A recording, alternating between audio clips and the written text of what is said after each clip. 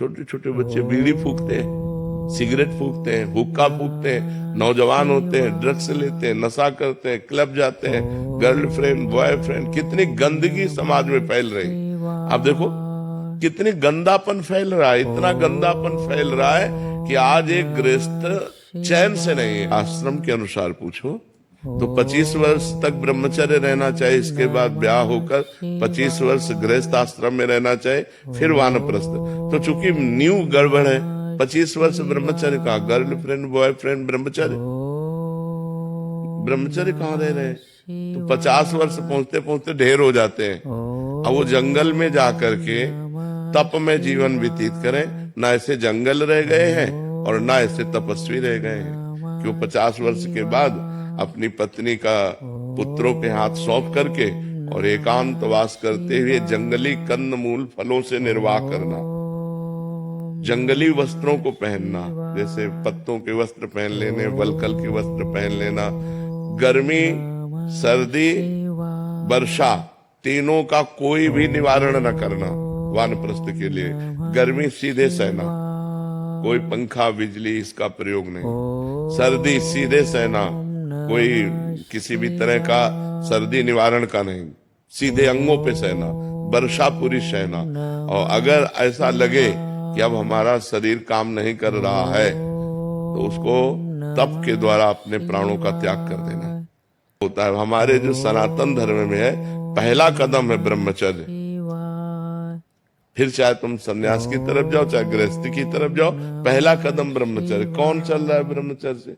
13-13, 14-14 वर्ष के बच्चे बच्चियां अपने धर्म से भ्रष्ट हो रहे हैं। जिनको मतलब अभी बच्चा कहा गया है वो धर्म से भ्रष्ट हो रहे हैं। हमारे सामने कितने ऐसे बच्चे आए जो 13 वर्ष के, हमके तो आश्चर्य हुआ कि ये तो तुम्हारी खेलने की अवस्था है, तुमको ऐसा ज्ञान कैसे? तो मोबाइल से सब ज्ञान हो रहा है। तो गंदे आचरणों में प्रवृत्ति 13-14 वर्ष के बच्चों की हो रही, तो ब्रह्मचर्य कब रहेंगे? ब्रह्मचर्य, और जब ब्रह्मचर्य नहीं तो जब प्रथम ही सीढ़ी नहीं तो परमार्थ की चढ़ाई कौन चढ़ सकता है? फिर तो सब केवल बकवास रह जाता है। उपदेश सुनो, उपदेश करो, आचरण में उतारना बड़ा कठिन है। जी जैसे मैंने शादी नहीं की, गृहस्थ आश्रम में नहीं गई, लेकिन संसार में जो दायित्व थे वो किए। तो हमारा तो मेरा तो ब्रह्मचर्य ही चल रहा है। तो उसके बाद वानप्रस्थ का कोई महत्व है? मतलब कोई महत्व नहीं रह जाता?